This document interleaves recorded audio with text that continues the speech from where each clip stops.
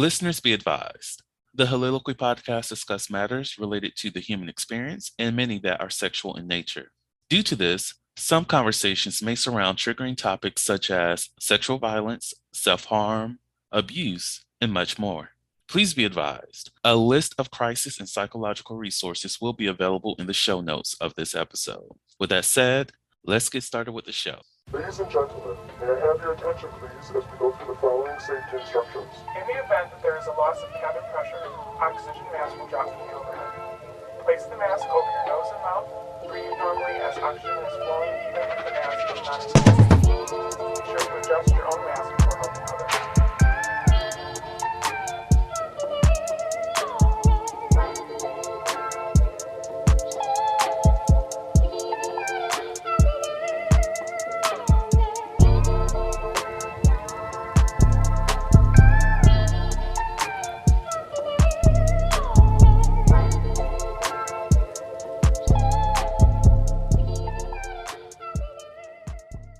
Hello, everyone. Welcome to the Soliloquy podcast, where we step out and speak on sexuality. This is your favorite host, Vernon T. Scott, also known as Slaytor Jackson, and for you freaky motherfuckers out there, Sebastian Adams.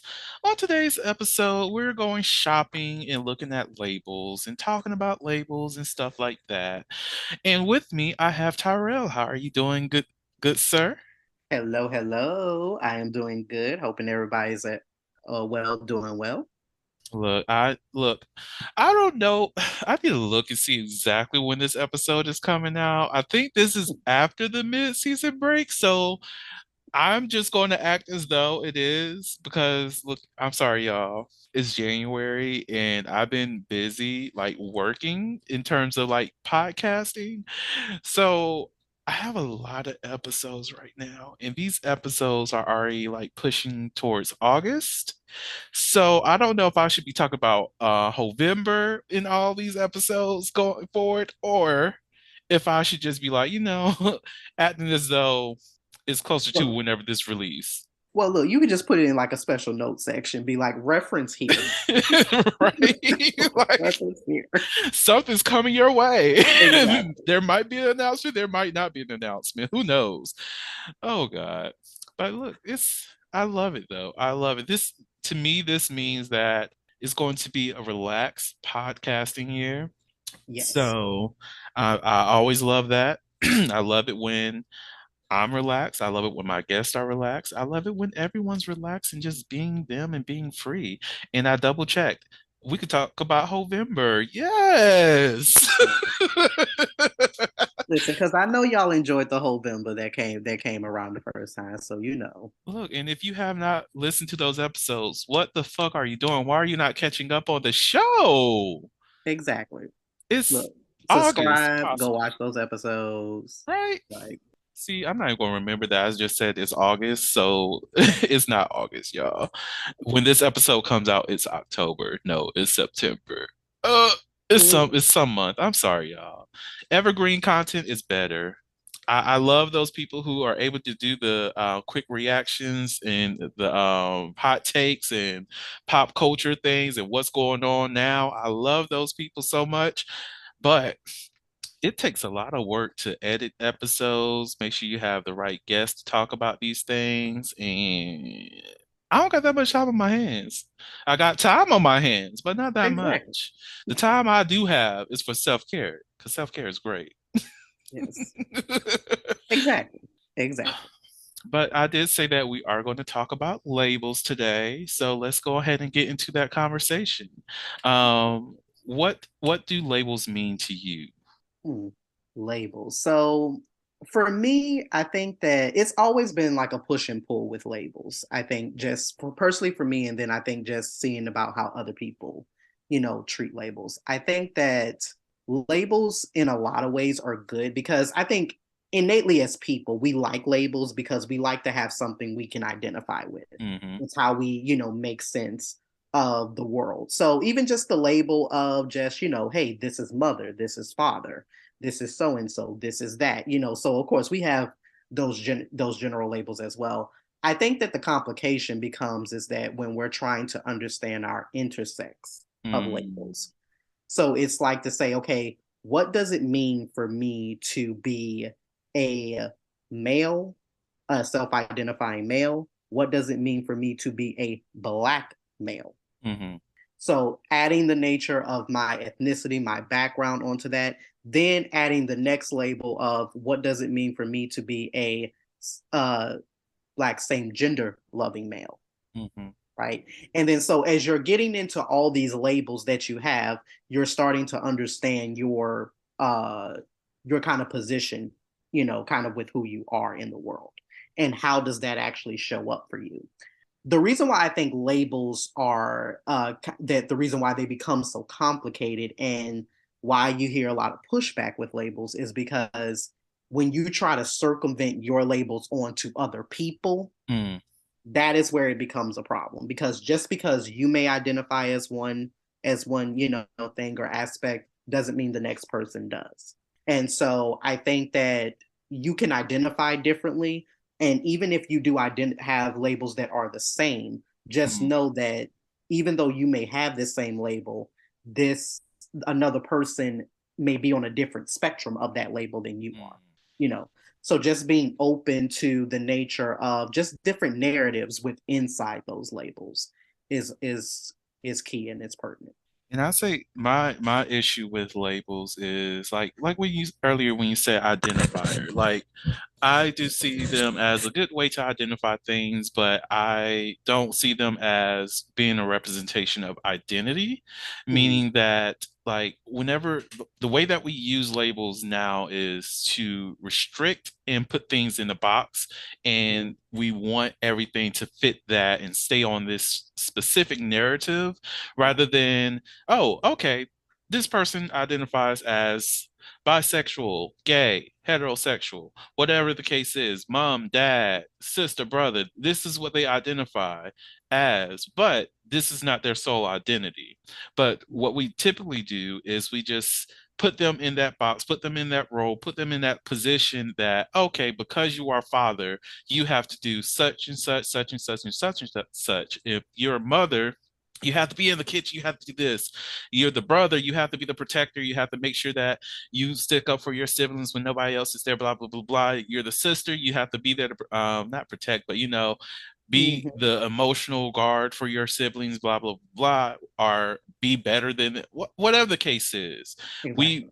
make it so that we have little to no escape in terms of our identity because of the label that we place on ourselves, Exactly. which to me is extremely unfair. Rather than we just say or provide, like you said, it's a spectrum. We don't give that leniency that, oh, you say you're this. That's great. So how do you express yourself? Or just acknowledge, okay, that's cool. You're bi, that's a Mm. part of you, and not make this entire story of who this person is because of their sexuality. Like, oh, I have gay friends. Okay, cool. I'm not your gay friend. You don't know me. Like, I love hanging out with the gays. Okay, I don't. And I might be on that Exactly. spectrum. I still don't. I'm joking. I do like hanging around with some gays. Not all. But like because we make it so strict, it makes me Mm. not want to be labeled. Right. And then also you also have to think about, intergenerational experiences, Mm, because depending on who you're talking to, like I find a lot of times, even just in conversing with like older gentlemen, like I think from my conversations, I get actually more pushback from people who are actually my own age mm, than I actually do from like talking to like with older gentlemen, because to me older gentlemen, like, yeah, they're kind of like set in certain ways, of course, but I meet so many older gentlemen that they're wanting to know about different labels, about different, binaries of identity, because for older gentlemen they may not have had, that level of expression, or was able to, kind of be in the know about these kind of identities. And so it's really striking to me, because you would think that, having talking to people who are your age, and, who are around your experiences, of a kind of, progressive society that, we kind of are in and continuing to move into. But it's kind of like my around like I don't know, something about talking to people around my age are actually more rigid than I would have ever assumed. And it's not even necessarily asking the nature of a question. I mean, we're all inquisitive. If you don't know Mhm. something, of course, ask a question, but it's like the pushback. It's like, oh, like really? Like what's that? Or like, well, I'm this, or like, or just having this kind of like defensive tone. But I'm like, but you're the one that asked the question though, and you're the one that's wanting to know. So why are you getting defensive? I get that. Like, I've had conversations with people when I'm thinking we're having an actual, healthy conversation about our differences and whatnot, and then they literally get defensive whenever something doesn't fit the same narrative that they follow. Like, I've really had experiences where people just like, well, I don't know about everybody else, but this is just how I want to be and live my life. But I'm like, nobody was saying that you have to change your life. Like, Exactly. it's okay for you to do whatever the hell you were doing. I'm just saying there's other perspectives out here other than your Exactly. own. It's like calm down. Nobody's attacking you or what you like or what you want. So you can take a Midol, some Tylenol, and calm down. Exactly. But like, even I think a lot of that, for what I've seen, deals with the concept of wanting to be politically correct a lot, Mm, which I don't really get. I understand not being offensive to other people, other communities and whatnot, but you don't have mm. to be a politically correct person in all spaces. Like, if you No. cannot be you and have a conversation, I don't want to talk to you. Exactly. Because if you find yourself wanting to, or just having the need to be politically correct all the time, you're going to find yourself walking on eggshells all the time. Hmm. And something that I actually told, like a group, a Facebook group that I belong to, we were having a conversation recently about the nature of labels and sexual scripts and, things like that. And one of the things that I brought up, I was saying that instead of trying to overwhelm, it's like data when you're Hmm. trying to learn a completely like new system, it's like you don't have to overwhelm yourself, or overwhelm your brain trying to understand the nature of this term or this phrase or anything like that. Instead, focus on the nature of the person that you're getting to know or the person that you're talking to. How is this term or this label, representative or is a reality for them? And that's how you come to know about labels and the way that people want to identify and not identify. It's not based on a larger kind of ideological notion. Yeah, there is that, and yes, you'll learn that over time. If you're really wanting to know, but instead focus on the person because that's who you're talking to. You're not talking to an idea. You're talking to a Exactly. person. So focus on that person and how that label is a truth for them in their life. Yeah, and I think about like whenever so it's not necessarily politically correctness, but having these conversations with people where when people learn a new word or something like that, and they Mhm. try to act like this is something that's regularly in their vernacular, or they act as though that they've been on this wave for such a long time, rather than just acknowledging that, okay, this is something that's new to me. Mhm. Um, and they just go so heavy with it. That shit Right. annoys me. And on top of that is when we do label people, we don't even take in consideration about what is the experience, like you were saying, the experiences of other people, what they've gone through, or who they are as a person or a community.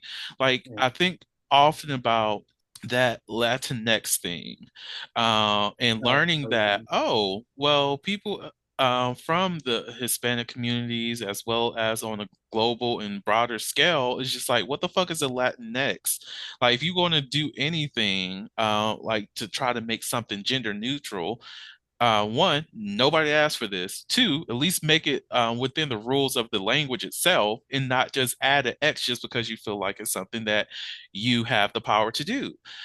And rather than just coming as a group and having these conversations with people of this background, of this heritage, of this language, and just saying, hey, is there anything that is gender neutral in terms of how we all express Yeah. ourselves? And they will learn, oh, if you say Latinos, that is definitely inclusive of Right. everybody. It's not And just men. The Soliloquy podcast focuses on the variability of sexual expression. When it comes to sexual expression, we often depend on pornography to illustrate how one must perform sexually. For those who have not learned this by now, the stuff you see in porn is not real. Pornography provides a singular perspective of sexual expression that is not often the reality we see during our own sexual encounters. The Soliloquy podcast is a conversation that takes you outside of the compressed box of what many know about sex. Some of the topics we discuss includes kinks, condom usage, status disclosure, and past sexual experiences. The Soliloquy podcast steps out on sexual norms and recognizes that the norm is not the only normal. Subscribe today and join the conversation. And they will learn, oh, if you say Latinos, that is definitely inclusive of everybody. It's not just And men. and that's the thing, like, because it's interesting that you brought that up because I was seeing that article that was posted recently about like how a lot of people do not subscribe to the term Latinx and things like that. And for the class that I teach in English composition, I do cover Latino and Hispanic, a lesson in history. And what I will do is that as I'm phrasing it, I will say for like the nature of the discussion, Latino, Latina, and or Latinx. And it's just as a kind of sign of respect as to say, like, hey, for anybody that does, identify as Latinx, because of the fact it is supposed to be a gender neutral or non-binary, kind of term, I'm not dismissing the nature of, saying like Latino or Latina or, what have you, but, just even trying to be more trying to be more inclusive as to say like, hey, I'm not saying, I can't, go through the entire branch of everything that is of Spanish culture, of course, but I can say that because of the fact that this is a kind of tricky area where you don't know, necessarily what may or may not offend people. Not that that's what you're primarily concerned with, but because of the fact that I don't know, I rather just, hey, instead of just saying discussion of Latino history or, discussion of Latina history, I'll say Hispanic, Latino, Latina, and Latinx history. Or something, that feels a little bit more, feels that it's a little bit more inclusive without it having to be overexerted. I get that. And I would say that approach is, like you said, inclusive, and it's a showing of acknowledgement of the culture itself, as well as utilizing the newer lingo that I must say is westernized lingo. Um, and it does give that, sense of, hey, I'm doing my best Mm-hmm. to respect everybody in their boundaries. So I definitely get that. I truly get that. But I've experienced this, the online people where there's comments of people saying, "Oh no, you're supposed to say this, you're supposed to say that," in terms of Latinx, and I'm like, but you have individuals of this background that you're telling them that they need to do this, and they're telling you, "No, I don't like that. Mm-hmm. I'm not comfortable with that. I don't want that label. This is not who we are. This is not of me." And it's just being able to respect that within those situations, um, of like, okay, I do apologize. You you are of this culture. I may not be. So okay, let me bow down to that and respect that, and not push that onto you.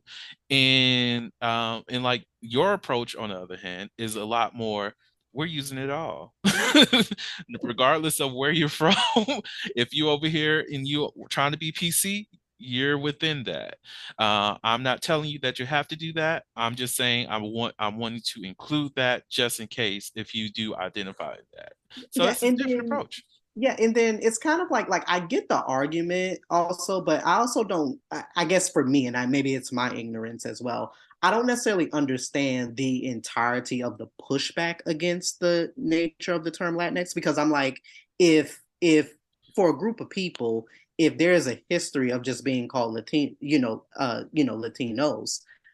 should we say? But now there is a kind of identifier for people who may have different gender various gender identities, or be a non-binary term. My thing is like, okay, if you don't associate with it, then that's fine. Like Hmm. it's not to say like it's supposed to be like an impediment, or some type of infiltration to history or anything like that. Hmm. So if this is what makes some group of people in the Latin community feel more seen or visible and accepted, then I'm like, what's wrong with that? It's not to take anything away from you, but I don't know. I think the approach is because it's from who is doing it, because it's Mm, not of the community, it is okay. of Western Okay. civilization or Western thought. That is the Mm, thing that's offensive to a lot of the people. Like, you remember, did you see that book that came out about trap queens? okay. I heard it. I didn't read it. So it was a book written by a white woman that's saying that she's studying the epidemic or whatever the case is Right, of right. the trap queen, and Mm, did a case study kind of thing, and it was very cringe. But in terms right, of what a trap queen is, what they represent, and all this other stuff, and pretty much was using lyrics from the song to identify what a trap queen is supposed to be. That's essentially what a lot of, I would say, academics do when it comes to that term Latinx. Like, no one told you that you have to identify as this way. Why not meet with us and we could talk about what a trap queen is, what we prefer in terms of identity, and not assume that we don't have anything that's gender neutral, essentially. Like, right.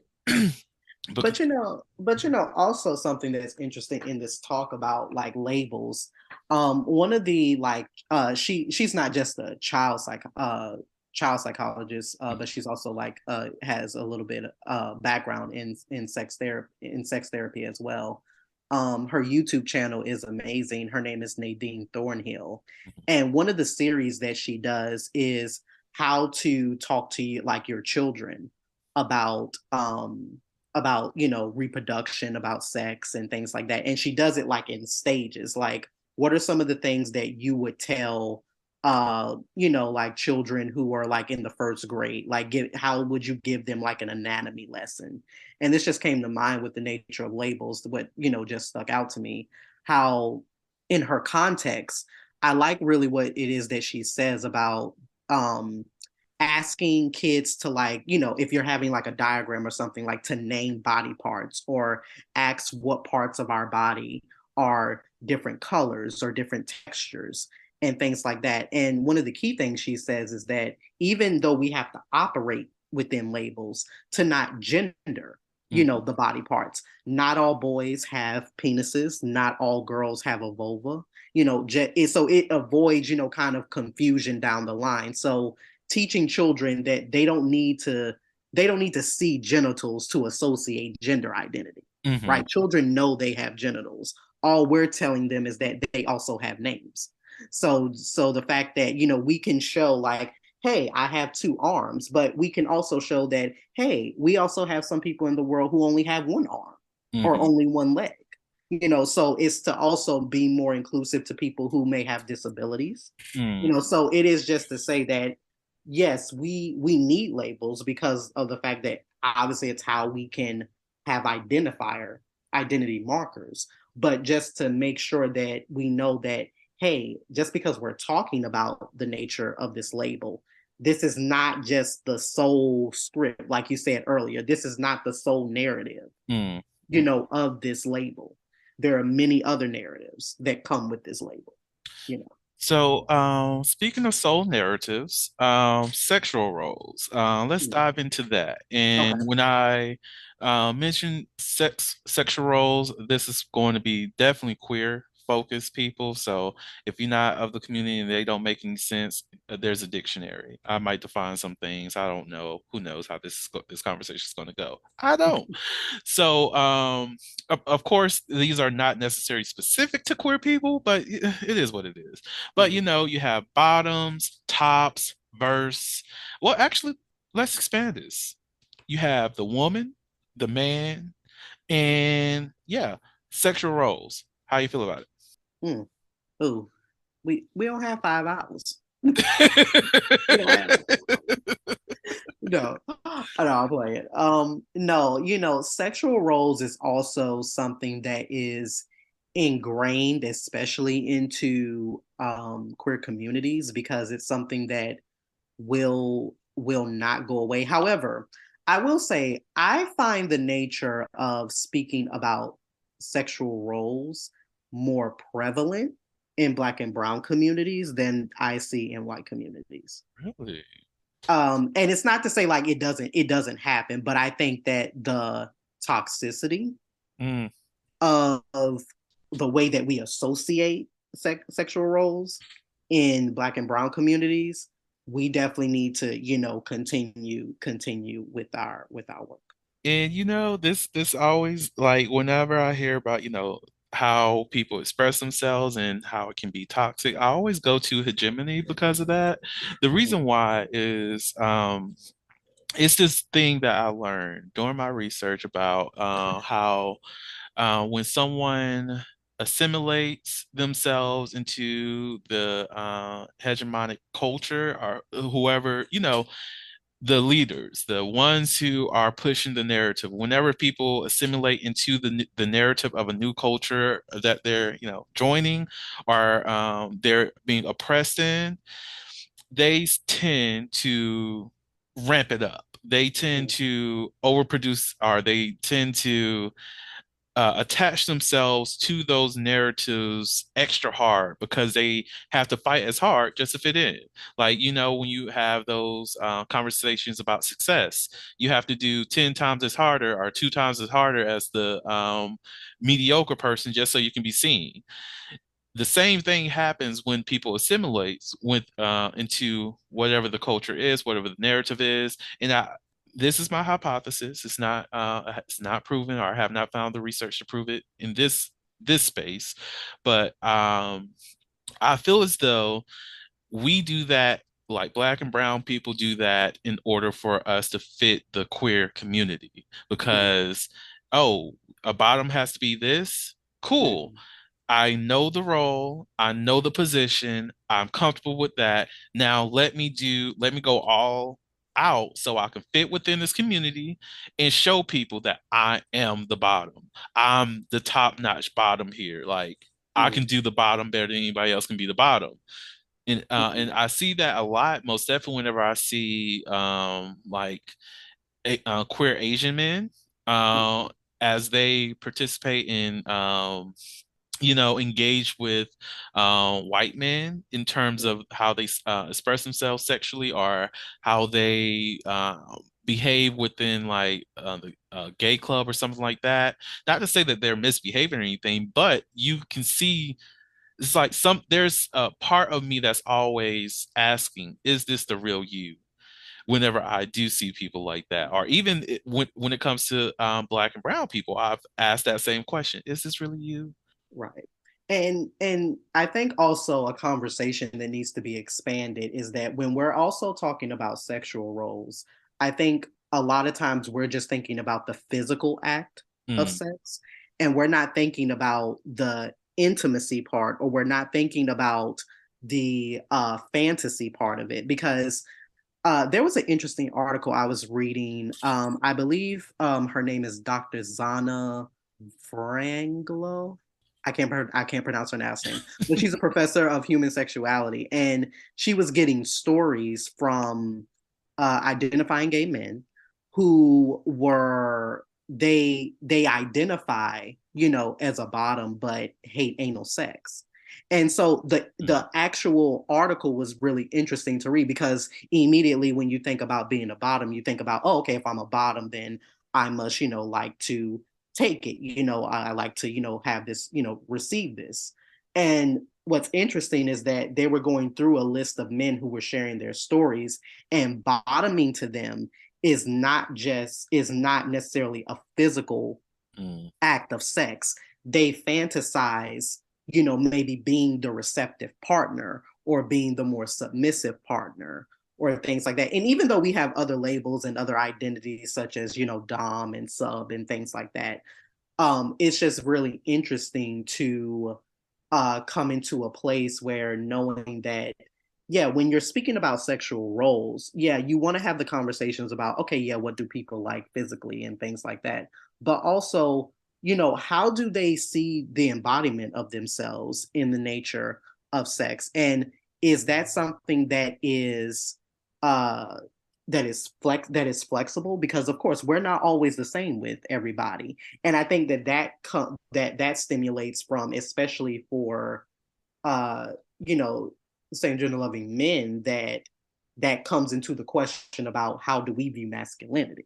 Mm, Because one of the conversations that you'll always, I think, that is very apparent always, like on dating and hookup apps, whenever you're talking with someone, let's just say for example, you have this 5'10", 6 foot tall man, muscle bound, very outwardly muscular, or some has all these type of features. A lot of men will say that I will only bottom for a certain kind of guy. And what that is code for is that I will only bottom for a man that I feel like matches my masculinity or supersedes that. mm, So even though you may have, and it's not to say that that's the only case. I mean, you have a lot of masculine men that like to be dominated or penetrated by, feminine, outwardly feminine men as well. But the kind of schism that we have in dealing with the same gender is that we have to question about, okay, if me being in this role is feels emasculating in a sense. mm, And just to kind of put my own story out there, for the past, maybe I wouldn't say, maybe year and a half to 2 years now, I have identified as a side man. And if you do happen to be familiar with the apps of Grinder and things like that, you may notice that the nature of the side sexual identity is now posted, because there's been a lot of advocacy and campaigning for apps to include the nature of the side sexual identity. I do want to preface, and like I tell people, this is not the term is relatively new, but the concept is not. Basically, for myself, identifying as a side man is that my first go to in being sexual with someone is not penetrative sex. However, just as we're saying, labels exist on a spectrum. There are many, many side men that they do not enjoy penetrative sex, giving or receiving. However, for me personally, I'm not necessarily like that. I can enjoy the nature of giving and receiving maybe every once in a blue moon, but it's not necessarily my go-to enjoy sexual intimacy with someone. And so one of the main questions that always gets thrown out there, or excuse me, not questions, but assumptions, is that, oh, okay, well, why is it that you want to identify like as a side? Like, okay, so you're just oral then, because we do have the nature of just being an oral top, or, oral bottom, or anything like that. And so it's like, no, the reason why we have the nature of the side identity is because just because you're not necessarily into anal penetration, that doesn't necessarily mean your go-to is always oral either.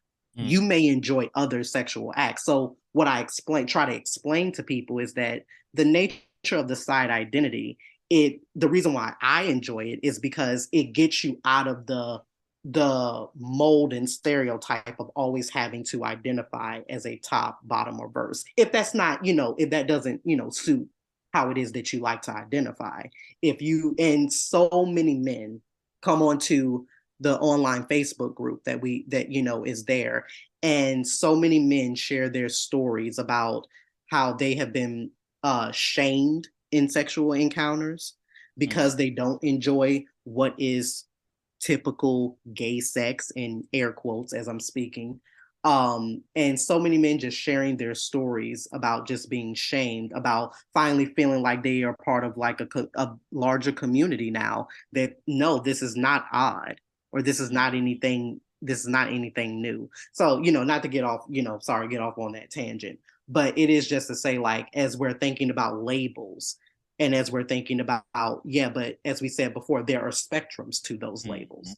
And just because you may identify as this, someone else may identify as that as well.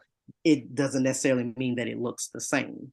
I agree, and I think that's something that a lot of people do have to reckon with because, like, even with myself, this is kind of tying in a little bit of sexual scripts and sexual roles. Like, I do identify as a bottom, but at the same time, you I don't when people approach me and ask me certain things like oh you trying to suck this dick, I'm like hell no, because I don't like No. to suck dick, and one, I Yeah. don't know you. But again, but again, but like that's so important because that is just the nature of the assumption that Mhm. just because you may identify as being a bottom, that all of a sudden you enjoy all acts Mhm. that are considered submissive. And then that's even problematic because Mhm. what do we really consider as being dominant or submissive? If you're talking Exactly. about giving head to someone, who do you really believe is in control here? The person who's Exactly. giving or the person who's getting? And that's a whole nother conversation. And if But it's you know, burning, give it. but that's just the nature of the conversation though. It's like Mhm. if I identify as this, then that automatically means that I enjoy all the subscripts that Mhm. come that, are assumptive to the nature of Exactly. this, of this role or, identification. And like just to have it on the record, if it is Vernon giving, it's I'm the dom in that situation, just so y'all know. But like, but I say that to say because I do, when it comes to sexual expression, I do consider myself as a dominant bottom and not necessarily. I don't consider myself a power bottom because with the way that the script and label works on that side of the spectrum of things, it ain't me. It Mhm. ain't me. That's Exactly. all I'm saying. No, no Exactly. shade to y'all. I love y'all. Continue to do what you're doing because y'all got that power. That word is for you. But I give myself that title of dominant bottom because I am a dominant person. I do have a dominant persona. Mm, When it comes to me being the switch as well, I know that I'm more on the dom side than I am on the submissive side. mm. So if you do approach me and you do want to engage in sex and things like that, we're going to have a conversation. It's nothing Exactly. that you're going to expect, oh, this person's just going to automatically be willing to submit to me and all this other stuff. No, motherfucker. Until my needs are met, we're not doing anything. And I don't care Mhm. how that affects your ego, how dumb you thought you were. I don't need you. You approach Exactly. me, or you wanted me, or you the one that's actually trying to come over here to fuck. So Exactly. I like even whenever I'm in those positions where I'm horny, I always know I could jack off and still be great. I have Mhm. toys, I have things. I don't necessarily need this, but I want this. There's a Mm. difference.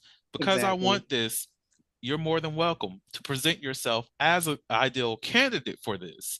But I'm not thirsty Yeah. for it. Yeah, and people have to also understand where you're thinking that, oh, like your hand and toys that you use are the placeholder. Like, no, bitch, you are the placeholder. Like, don't get it twisted. Look, you if I'm single and you're not somebody I invited on a date or anything like that, just know where you are. And know your and just I love you know though. your place. Know Look, your place. it's nothing, like degrade or anything like that. It's just, out of love. Mhm. It's to respect where we are, and let's put that label on that. Yeah, exactly, exactly. And yeah, and I just think that, like I say, when it comes to sexual roles, that I think we have to continue expanding the conversation, not just for what we think of as masculinity and femininity, but also knowing the fact that when we're talking about sex, we're not just talking about the physical acts of sex. Mhm, We are talking about, well, how do you actually feel emotionally? How do you actually fantasize about what it is that you about what it is that you do in an intimate act? Because a lot of times, and that comes with the nature of fantasy, there are a lot of times where you may fantasize about something that you would not actually act out in an actual sexual scenario, mhm, situation. So again, we have to continue having these conversations, and don't let anyone pressure you into a specific or box sexual role. You enjoy what you enjoy. Do not let anyone tell you or try to convince you otherwise. If you do happen to change what it is that you like, that's all well and fine. We're all mhm, sexual beings. We're all hear about growth and, evolution. The things that we like more than likely will change, at Mhm. some point in our life. So do not be afraid of that. Embrace it for all that it is. But and ultimately just respect yourself and respect others. hmm And to add on to that, do not allow anybody else to write your narrative. Exactly. Like it is your story to own and tell. Like, yeah, you can have input of other people because look, conversation is conversation. What's a good book without dialogue? Mm-hmm. Okay, that's all I'm saying. Talk to these people. But that does not mean that they write your story. You still live the story that you want to live in. If they don't like the way that you express yourself and they feel the urge to shame you because of that, they don't need to be in your story. They don't need to be in any part of how you want to live your life and be happy and be successful because who are they? You are the main character of your own story. Mm-hmm. Stop being a NPC, a non-playable character. Also, stop being a side character in your own story. Mm-hmm. What's the purpose of that? And, and look, my thing is like, and as we progress more and more in society, and as we, come into, because I think about, we have all these terms now. Probably in another 40 years, as I think there's going to be so many more terms out there and so many intersects of identity. It's not, it's like it's again data. It's overload, and I'm probably going to be at the age where it's like, oh, okay, my ears are open, but I'm gonna just be like, whoo, too Look, much for me. But it's not to say like I'm gonna have that mentality about, oh, well, why do you do this or why do you feel this? Like that's not for me. look, That is not for me. I'm And with you. there are 50 million people out here in the world to be worried about what other people think about you. Honestly, I'm at that age already. I was thinking about like I respect all the neutral pronoun people out there. I truly do. But at the same time, I'm not learning all of those. Like, just approach me and I'll just call you by your first name. I love it for you. I respect the pronouns that you choose for yourself. But there's like 18 of those motherfuckers that I cannot personally use Yeah, I in a just don't sentence ever on a want to regular hear. basis. I love you. I respect you and continue to fight for the ownership of your pronouns because I'm with you in that fight. Just know I'm not going to probably use it often because Mm-hmm. I'm going to forget. Yeah. It's I'm not trying And to look, learn that new has pronouns. nothing to do about malice or disrespect. It's just look, my memory just don't work though. Look, My there's memory enough just up don't here work. already. I'm not trying to learn the full 18 new list of pronouns. I thought we were done in high school and middle school and actually elementary school, which is confusing why people still act like they don't know how to fucking use pronouns today. Like Mm, you use them every fucking day. You use it in the same sentence that you say that you don't know what the fuck pronouns are. You use exactly. it. But Like no, like get it together. Get it together. y'all just get it together. Shut the hell up before. Shut up before. Like I'm like, choke that Mm. hoe. Let me stop. Anyways, let's go ahead and transition over to some never have I ever, which might have some pronouns. Are they neutral or not? Okay, let me stop. Let me Look, stop. once Y'all don't cancel me. If you do, yeah, I'll be all right. Let me stop. All right. Never have I ever had sex with more than 5 people in a in a year.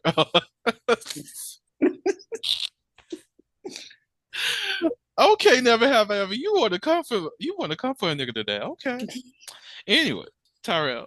I don't think no. Actually, as I think about my sexual history, I don't think I have. Well, I don't know. I don't know if this episode is coming out before that one or after this one. I'm a Yeah. virgin. Now, where I'm are a we on our virgin. timeline?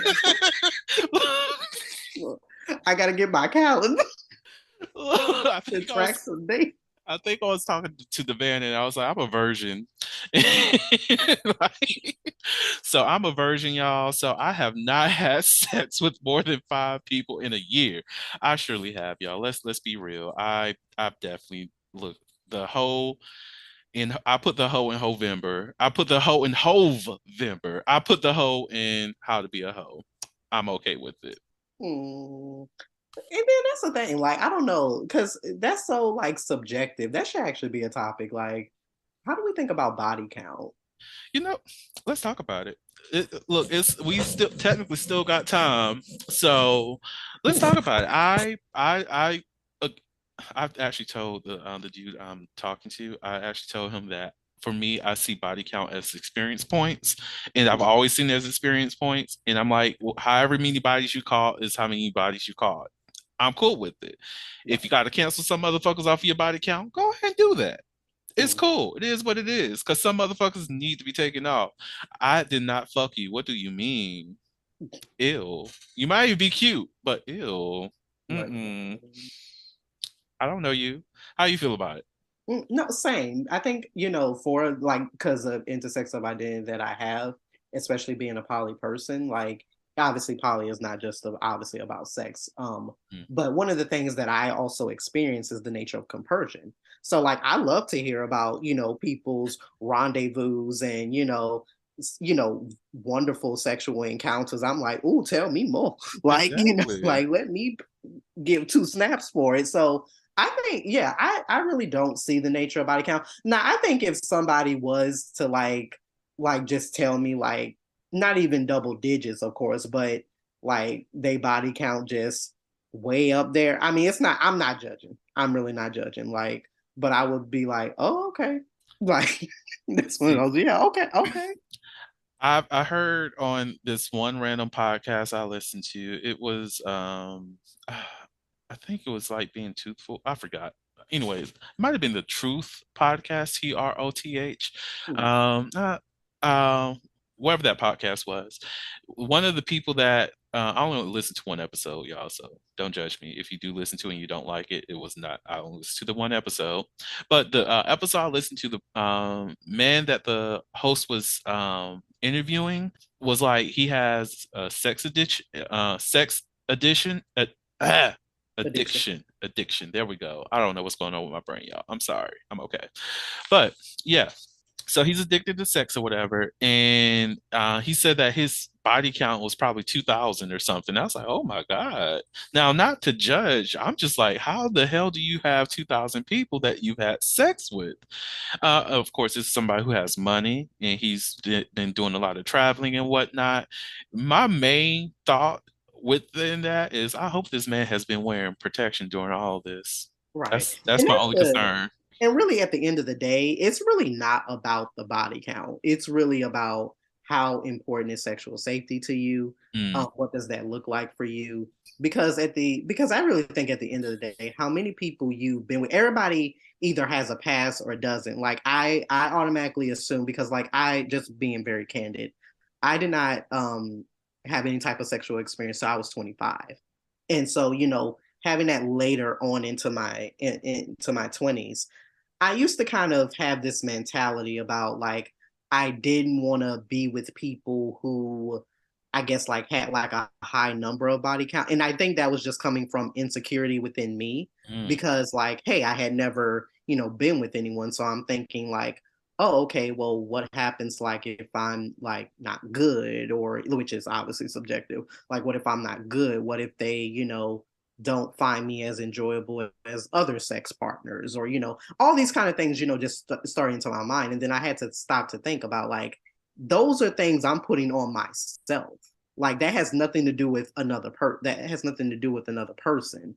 And so regardless whether the body count or what someone has done with someone else, everybody is different with everybody. mhm, And so let's stop the falsity with the nature of, because I never understood this falsity either about staying away from like virginity. Like for some reason like virginity is equated to like being like bad in bed, when I'm like, where the hell does that narrative come from? Like it just mm, means that you haven't had sexual experience. Like, mm. so I never did get that kind of connotation, but for whatever reason, like that's a narrative that's out there. Um, and so yeah, it's just like, you are gonna be different with every sexual partner that you are with. But just know sexual health obviously is always important. And then two, do not try to psych yourself into sexual situations that you know that are not for you. Mm. If you know that you are not a person who does like one night stands, don't try to talk yourself into doing it because you feel like, oh, like this is a prime part of my life or it's expected of me at some point or whatever. If that's not you, then don't do it. If you know that you're not a relationship oriented person, if you can enjoy casual sex, then just be upfront about that. Like I say, there are 50 million people in the world to be tiptoeing, lying, deceiving, and doing all this that people do out here. Like, there is no reason why you can't find what you're looking for. Exactly. Oh, it's a lot. It's a lot of people out here. Just I I really don't get the pressures that people put on. Like you said, just be responsible, sexually responsible, and whatever responsible looks like for you. And make sure that responsibility goes towards the other person too, and respectful of the other person because like I'm still on my campaign to end this documentation on medical records about risky sexual behavior for anybody who participate in homosexual sex or Mm, same gender loving sex. It's automatically risky sexual behavior. When look, I've had I don't want to say countless, but I don't know the number amount of sex over the years, and I can also guarantee that 99% of all of my sexual experiences included a condom. mm, And the only ones that did not were either one, consensual because I was within a relationship, mm. consensual because I gave that one person that permission, Right. or non-consensual. And like you cannot necessarily equate that, oh, just because this person is a certain sexual orientation, then they're automatically doing risky sexual behavior. If you're Exactly. not going to probe about this person's sexual history, you're not going to probe about what their protection methods are when it comes to having sex with other people, then that shouldn't be a category at all. Exactly. And speaking of labels, um, so would you rather? Sure. So, would you rather be told you were terrible at kissing or be told you were awful at oral sex? Mm, I think, ooh, that's a tough one. Um, I think I would rather be told I was awful at oral sex. And the reason why, it's not the fact that I don't believe like you could like, just get better at kissing, but I think that for me, because of the fact like I'm a very sensual person, I love to kiss. Like that's one of like my top foreplay aspects. So are certain aspects of oral, but I think for me, it's because I don't know, oral just encompasses, I think, a lot more. So I think it's something like, yeah, I could just, hey, if it's not what somebody is looking for, hey, if we're wanting to, continue to be intimate, it's something that just to work on. Get that? I'm about to cheat a little bit. I I was thinking I will rather be awful at oral sex as well because Mm, I don't like to suck dick, so I'm okay with that. But there is more forms of oral sex, and I'm glad that you reminded me of that because anal, like you mm, know, are in some other cases rimming. Um, you have there's other things you could do with your mouth on the body. So I would rather be bad at kissing, be terrible okay. at kissing, and be great at oral sex, and add kissing somebody can be oral sex. It just depends on how you Exactly. fucking define it, people. Right. Right. And when you saying that, I was thinking it because I was like, wait a minute, kissing actually is a form, is actually oral. Like, Exactly. Kiss can be very sexual if you know what you're doing. mm, And apparently, Tyrell knows what he's doing. y'all know I'm experienced out here. Because he said he is not giving that one up. I know. I'm here for it. Would you like one last would you rather? Sure. All righty. So, would you rather have sex in bright lighting or have sex in complete darkness? I would rather have sex in bright lighting just because when it comes to sex, I'm also a very visual person. So I like to Mm, see things. And in the dark. Obviously, I can't do that. So you have to feel your way around a lot more. But I like to see. I like to see. I get that. And I am the reverse. I actually like to Okay. feel. So Okay. dark is great for me. Bright, I can do it, but it's just it doesn't give me a certain aesthetic. However, I do like a silhouette. So if I have like, or not even a silhouette, if I have mood lights, I might be able to wiggle a little bit of something up in there, spice up the sex a little bit and still make sure it's very sensual and touchy and all of that. And I'm still in that headspace. Right. But yeah, it's the darkness for me. I'm a dark child. I'm a child of night, the moon, Child night. Mm. Luna, all up in me, the crescent, all that. So yeah, on that note, thank you, Tyrell, for being on another wonderful episode. And we have November coming up too. Ah, such a beautiful time of the year. Do you have any last words that you'd like to share with the audience? Again, just as we've talked about sexual roles, scripts, again, just love you to no end. Never let anyone define about what your limits are, what your boundaries are. Only you can determine that. And again, there are 50 million people out here in the world to enjoy yourself with. If you don't want to enjoy any of the 50 million people, guess what? You always have yourself, and Well, that is more than enough. to add on that, sorry, I have to correct you. 7 billion.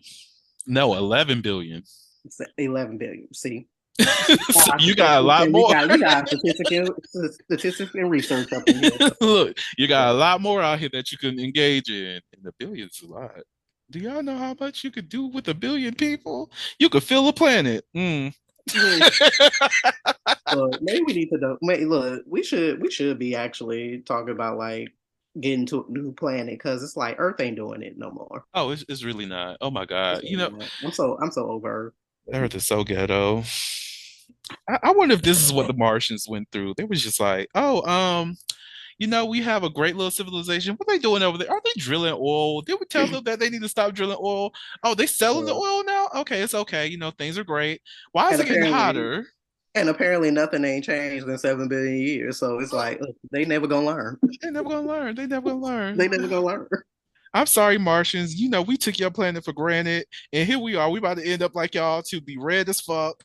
All this kind of carbon monoxide and shit all up in our atmosphere. The dirt starts to turn red. All this other shit because what? Honestly. They wouldn't Mm, drill some oil and chop down the trees, get rid of the water, pollute the water. You know what? mm. Mars, y'all got how much is y'all rent? Just let me know. Is it less than $100? Because I could make some things happen. Like I just need to find me some oxygen, and I can make my way there. It might take me like how many years is it? 10 years or 3 years to get to Mars? Mm. We'll find out. We'll find out. On that note, again, thank you so much, Tyrell. To the listeners out there, thank you all so much for listening to the Holy Liquid podcast, where we step out and speak on sexuality. And just in case no one else told you this today, you are beautiful, you are worthy of happiness and joy, you are enough and then some. You may not live up to the you may not live up to the expectations of others, but that is okay. You are only required to walk in your own shoes. May each day you live lead you towards abundance. With that said, love you all and see you next episode. Bye. Thank you for listening to the Soliloquy Podcast, where we step out and speak on sexuality. You can subscribe to the podcast through your favorite podcasting app and find us on the web at www.soliloquy.com. That's